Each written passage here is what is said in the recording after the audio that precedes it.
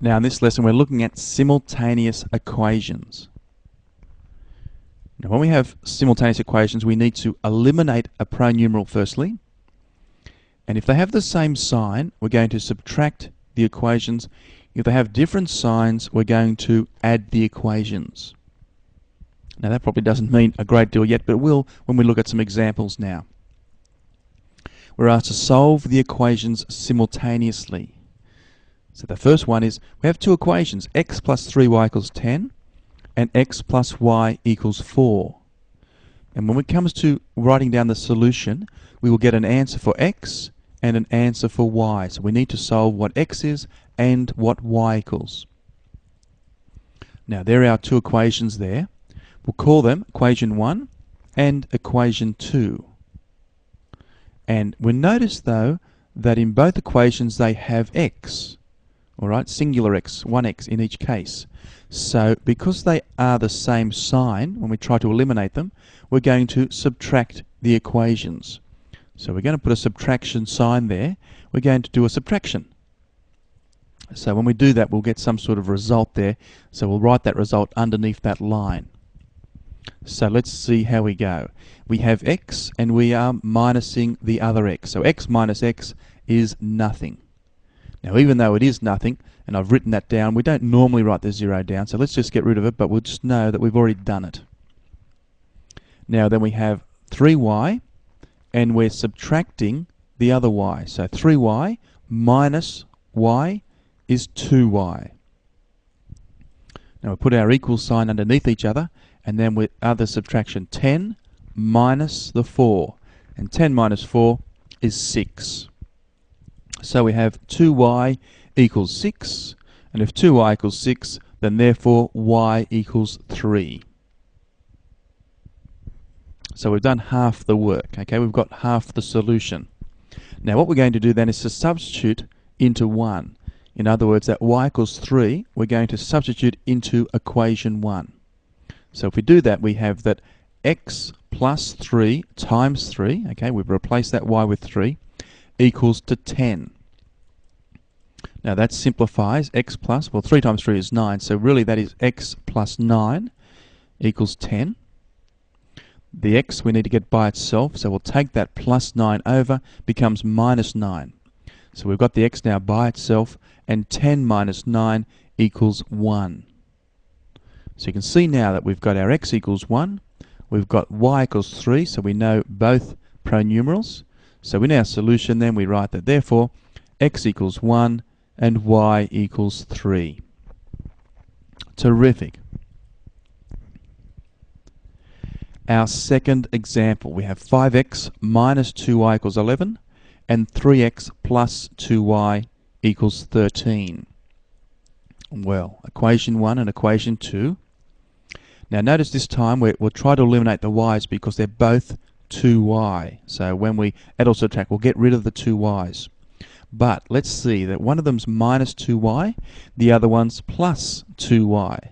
So they are different signs. They have different signs, so we're going to, in this case, add the equations. So we'll put a plus sign there. Now, let's do the addition. The minus 2y plus the 2y, minus 2y plus 2y is 0. That's why we can get rid of them. By adding them, they will eliminate themselves. But again, we don't really need to write the 0. We'll just realize that, okay, the 2y's are going to go. Now, let's do the other addition. 5x plus 3x, well, that is 8x, equals 11 plus 13 is 24. So, if we have 8x equals 24, then therefore x equals 3. Okay, because 8 times 3 is 24. Now, halfway there. We're going to substitute our answer into 1. So where we've got x equals 3, we're going to put it into the first equation there. So replacing the x with 3, we get that 5 times 3 minus 2y equals 11. And this equation there, we've got minus 2y there. The 5 times 3 is 15, isn't it? We're going to take that to the other side. And the positive 15 becomes minus 15. So on the left-hand side, we have the minus 2y. and 11 minus 15 equals to minus 4. So, to get the y by itself there, at the moment it's being multiplied by the negative 2, isn't it? So let's divide both sides by minus 2. We'll end up getting that y equals to 2.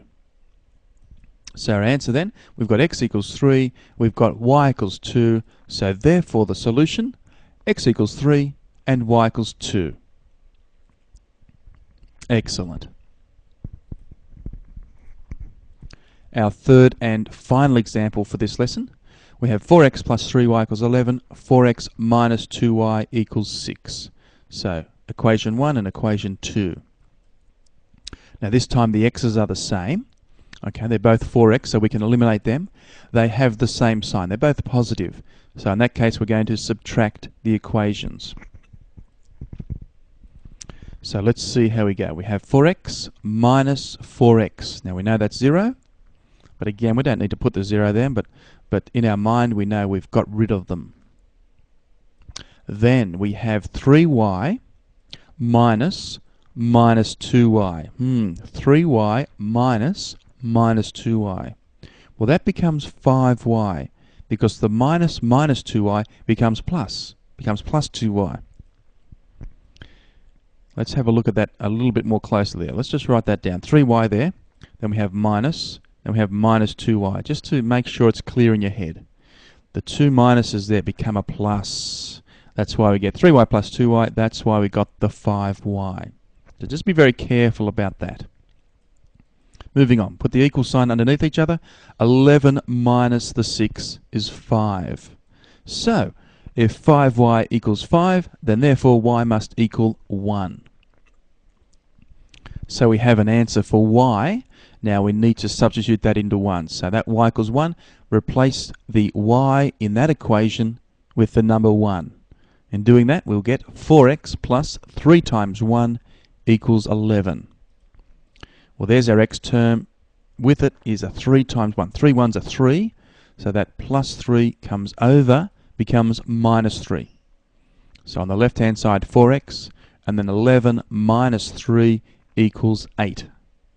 So, if 4x equals 8, then therefore x must equal 2.